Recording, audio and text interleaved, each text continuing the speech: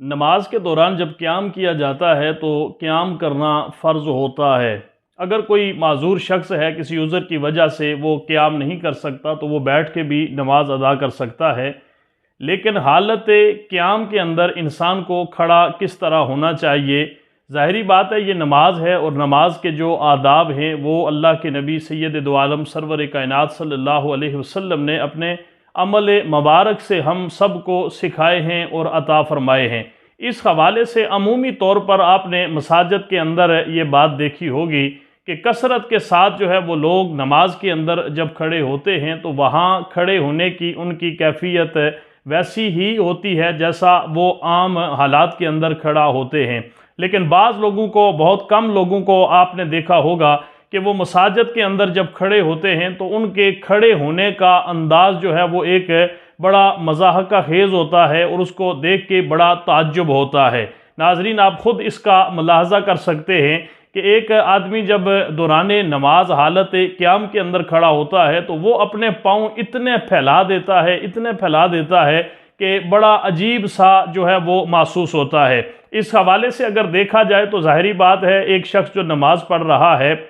حالت نماز کے اندر وہ کوئی اگر ایسا عمل کر رہا ہے تو اس عمل کی اس کے پاس لازماً کوئی نہ کوئی دلیل موجود ہوگی، اور جس طریقہ کے ساتھ یہ الزام کے طور پر لازماً یہ عمل کیا جاتا ہے، اس سے محسوس تو اس طرح ہی ہوتا ہے کہ یہ بخاری شریف، مسلم شریف، صحیح ستہ کے اندر اس کی کوئی تاکید فرمائی گئی ہے کہ اسی طریقے کے ساتھ کھڑے ہو کے حالت قیام کے اندر آپ نے نماز ادا کرنی ہے۔ حالانکہ اگر احادیث مبارکہ کے اندر دیکھا جائے، آثار صحابہ کے اندر دیکھا جائے تو کہیں پر بھی صحیح حدیث تو دور کی بات ہے، کوئی ایک ضعیف روایت بھی اس حوالے سے آپ کو نہیں ملتی کہ پاؤں جو ہے وہ اتنے کھلے کر کے آپ حالت نماز کے اندر قیام کی صورت میں کھڑے ہوں۔ اب عمومی طور پہ اگر ایک فطرت انسانی کے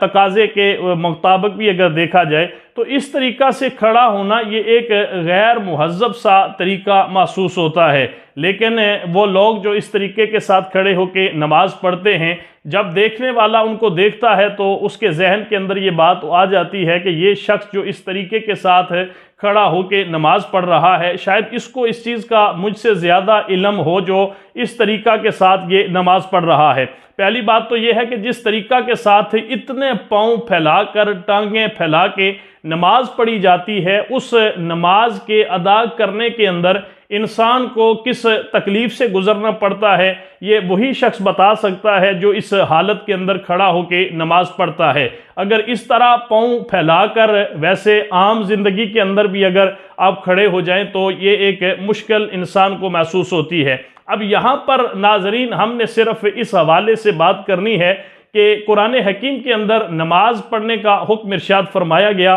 اور آقا کریم صلی اللہ علیہ وسلم نے نماز پڑھنے کا طریقہ ہمیں اپنے عمل مبارک سے عطا فرمایا۔ صفوں کے حوالے سے آقا کریم صلی اللہ علیہ وسلم کی جو احادیث مبارکہ ہیں کہ استووا صفوفکم اور اعتدلوا صفوفکم، کہ اپنی صفیں جو ہے وہ درست فرمائے، اپنی صفوں کے اندر اعتدال رکھیں۔ اور اس حوالے سے بخاری شریف کے اندر امام بخاری رحمۃ اللہ تعالی علیہ نے باقاعدہ طور پہ ایک باب باندھا ہے، اور اس کتاب الاذان کے اندر باب الزاق المنکب بالمنکب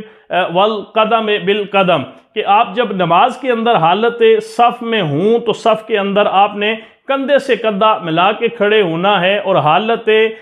قیام کے اندر آپ نے اپنے جو ٹخنے ہیں، ٹخنوں کے ساتھ، پاؤں کے ساتھ جو ہے وہ پاؤں کو ملا کے کھڑا ہونا ہے۔ ظاہر ہے جو ٹخنا ایک ہڈی ہوتی ہے وہ پاؤں سے باہر نکلی ہوتی ہے، پاؤں کا ملانا، اس ہڈی کا ملانا جو ہے وہ انسان کے لیے آسان ہوتا ہے۔ اس حوالے سے یہاں پر علماء کرام نے آقا کریم صلی اللہ علیہ وسلم کی اس حدیث مبارکہ کی روشنی کے اندر جو بہترین طریقہ ہمیں بتایا ہے کہ جب انسان اس طریقے سے کھڑا ہو کہ وہ کم از کم پاؤں کے درمیان جو فاصلہ ہو وہ 4 انگلیاں جو ہے وہ ہونا چاہیے، لیکن زیادہ سے زیادہ آپ جو ہے وہ فاصلہ اتنا رکھ سکتے ہیں کہ جتنا آپ عمومی حالت کے اندر کھڑے ہوتے وقت پاؤں کا فاصلہ رکھتے ہیں۔ لیکن آپ اس طریقے سے جب کھڑے ہوں گے تو ساتھ جو آپ کے دوسرا نمازی حالت صف کے اندر کھڑا ہے، اس کے کندھے کے ساتھ آپ کا کندھا ملانا یہ بھی آپ کے لیے ممکن ہوگا، پاؤں کے ساتھ پاؤں ملانا یہ بھی آپ کے لیے ممکن ہوگا، لیکن اس طریقے سے اگر پاؤں کو بالکل آپ